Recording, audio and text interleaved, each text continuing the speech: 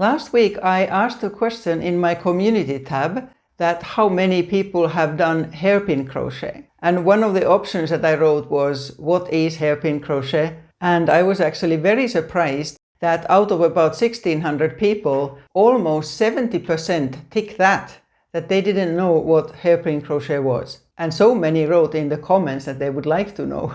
So I decided to do a basic tutorial about it earlier than I had originally thought. So we're going to look at some examples, like for instance this here scarf that I did with the hairpin lace, and then what you need for it, and then the very basic stitches. It's a very versatile craft with so many choices, but after you understand the basics, then it's easy to use it for a whole lot of different things. It's probably mostly used for shawls and scarves, and that's what I have been using it for. But there are so many things you can do with it, because you can use anything between chunky wool and fine thread. These here are from a Google search for hairpin lace shawl, and that just shows all different ways you can then attach the strips of hairpin lace together. Because this is a very old technique, there are also many vintage crochet patterns that exist in this. There are different types of hairpin lace tools. The one I'm going to use is one like this here. But when I first learned it, and that was at school craft classes in my early teens, we used these here types. And then there are these and those, and I have also seen wooden ones. And when I first learned it with one like this here, I was so excited about it that I wanted to continue at home, even though I didn't have the tool. And I actually made one by bending an old metal knitting needle into this here shape. That wasn't ideal, because you need something to keep the same width all the time. And bend wire, you know, it moves. These here are in Amazon. I'll put the links down in the description. This is the one I have.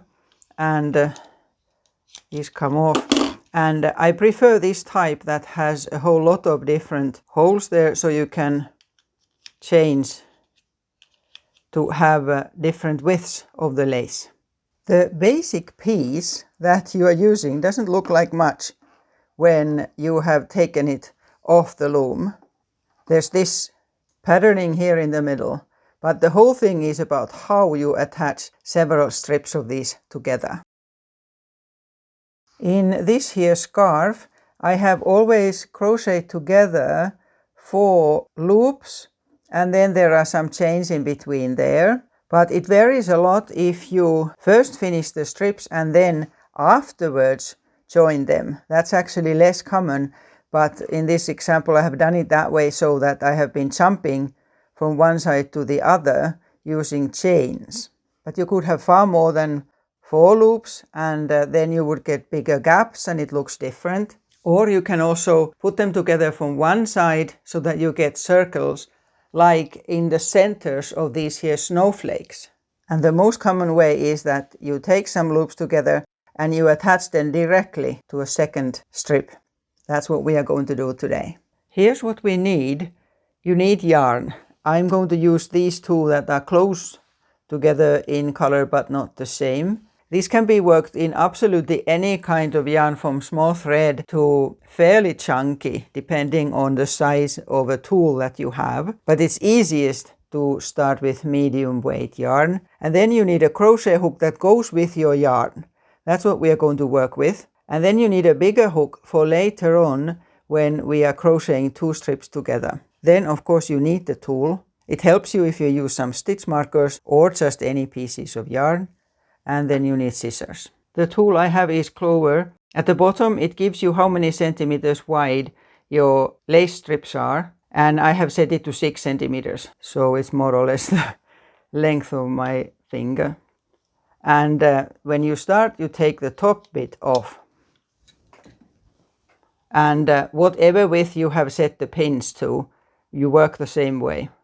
Now this one and some of these have these holes here where you could put extra threads that will then run inside the loops. I tried that once, and for me it was more bother than help, so I'm ignoring them. First you need a slip knot. So just whatever way you are used to making a slip knot, one that moves. Then you take the tool and put the slip knot on the left side pin and pull it so that the other one, so that the knot is in the middle. Now this one has the middle marked, so it's easy, but if not, then you just sort of guess. Now bring the yarn forward in front of the right hand pin and go back in here like that, and then take your crochet hook and insert the hook into the loop on the left. Take the yarn and pull it through and make one chain. That's how we start it. And now it's better if you slide the stitches a bit higher up. It's easier to work there. And now we start turning this. With every stitch we turn this round. First put the hook out of the way and then turn it round to your left. And after turning, insert the hook into the loop on the left from bottom upwards. Get the yarn and make a single crochet. Just one single crochet. It's a bit hard at first. There. Then just the same again. Hook out of the way and turn round to the left.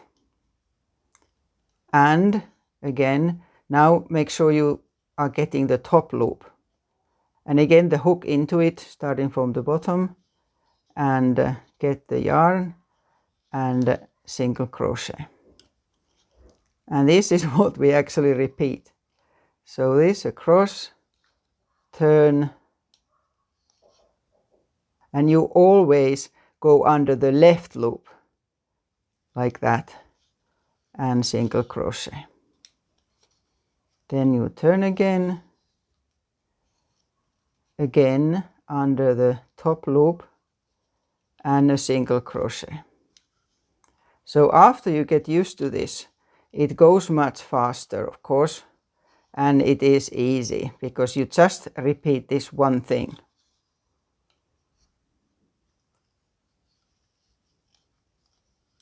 And the reason how it then makes it sort of slight zigzagging is that because you always take the left one, but because we turn it, the left one moves. I mean, it's in a different place every time.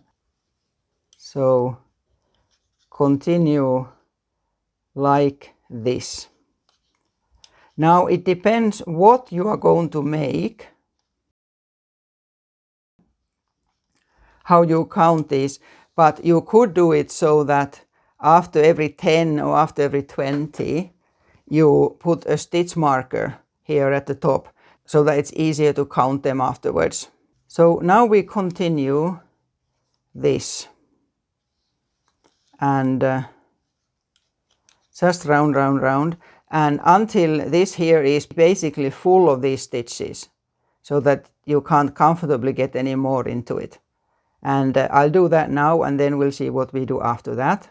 Here we are. Now I put the stitch marker where I had 20. I'm going to make 50 because I already have another strip that I'm going to attach this to, and it has 50. Now then you need to get that off there and take the other end.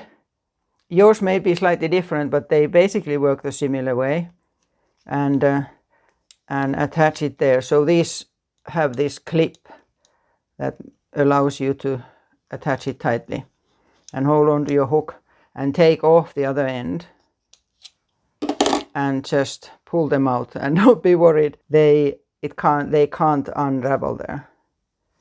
So pull them out of it until you only have a few left. So, but you do need to leave a few, otherwise it's too complicated to continue. So I'll take that one still off there. And now I'll put this back again into the same holes there and take the top off again and continue exactly the same. So you don't need to worry about this here. it will sort itself out after we start attaching. And again this towards the top here, and continue exactly the same, turning it and a single crochet, and then continue just like this here. If you're just trying this out, something like 50 loops is good enough. And now something that will help us later, take a stitch marker and attach it to where you started, to the bottom edge of it. We will see later why this helps us if we have that. And then you just continue exactly the same. And make it to whatever length you think you will need it. If you are going to make a scarf or something big, I don't count the loops in that case then. I just make them approximately the same length, and that's what we need the stitch marker for at the bottom of it. So I'll continue until I have 50 loops, and then we look at finishing that one strip. Now I have 50. I marked the second 20 with that. Then cut the yarn and can finish it off. I'll make a chain to pull it through there. And then with this you can simply just pull it out. So here we are. And then make at least another one of the same, so that we can start attaching them together. Here I have 2, and then take a bigger hook. Mine is 7 millimeter. It doesn't matter exactly about the size, but it's harder to pull several loops through if you have a very small hook.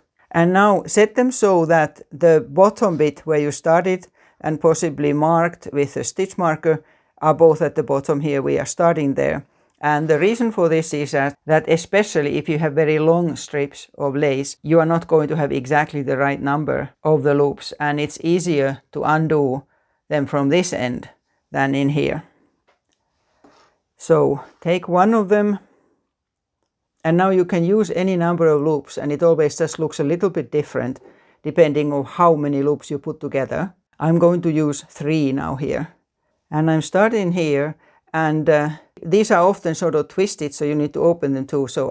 And also put the hook in from the same side, so I'm always putting it from the top. So this one and that one, and now this is twisted, so I need to open it like that to get in. And then I have 3 now, and then take the other one and do the same. So this one and this one and this one, and with each one I need to open them because they are twisted. And that how much they twist depends a lot on the yarn that you have. And now you pull that through the first set of loops. And then you go back to the first one and take 3 more. 1, 2, 3. And after you have the 3, you pull that through. There, and then you go again to the other side. 1, 2, 3, and pull that through, and so on. Just have to make sure that this doesn't twist when you work with it. 1, 2, 3, and pull through. This shows better now that I have 2 slightly different colors here. So you continue like this right through until you get through all of them. Always jumping from one strip to the next. Like this. So I'll set it here now so we see what it looks like. And now you just continue the same until you get to the end of it. Here I have gone through to the end, but like is usual with me, I never count anything exactly, everything is approximate. I didn't have these in multiples of 3, so I have to undo from both sides. So I'll open this end here that I finished, and I'll undo. See, that's the one that's there. So until here, and finish it off again. And the same on the other side.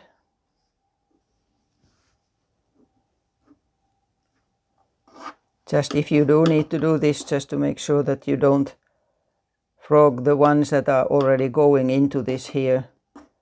There's one extra one there. That's it. Yeah. And then now, so that this doesn't come loose, you need to attach it. And it's going that way. So I'll finish off this side there again. And I take the ending yarn from there and pull it through these three and make a finishing stitch there so that it doesn't get loose here. So this is just a sample of 2 strips, and you could do it any width. But after you have as many as you want, you need to finish off the edges because they don't look nice. And for that there are many different stitches, but I'm just going to do the very basic by using single crochets and chains. Then take the yarn you want to use for finishing off the edge. I'm using the same color, and go back to the normal hook. And I'm going to do the same here, that I'll put 3 loops together using single crochets, and then I'm chaining 2 in between. And this is again something that can be done with any number of stitches and loops. So I'll have 3 loops on the hook, and then for the first stitch I use both strands of the yarn, then the tail off, and chain 2. If you chain very tight, you may need to chain 3.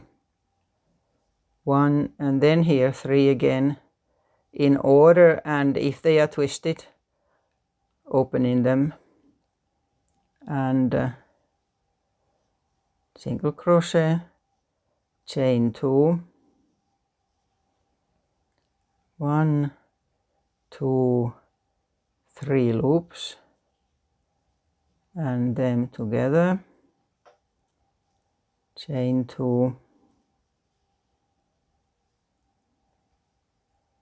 and so on. This is how you just continue until the end.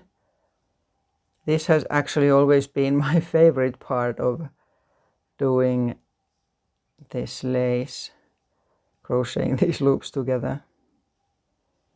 Like that there. And after you have done some, it's worth checking that this is sort of even, so that it doesn't pull it tight like that, in which case you would need to have 1 more chain there, or if you had 3 it might be too much, so that it spreads out. But like this, continue to the end, and then the same on the other side. And here we are. This is what it looks like then, done this way. So this showed the basics, how you work with hairpin lace crochet. And any part of what we were doing can be done differently as well, for a different kind of a finish. How does it feel? Do you think it's interesting? Or is it easy or difficult? Do you think you're going to try it if you haven't? And if the technique is familiar to you, what kind of project have you done? Would be nice to know. Till next time.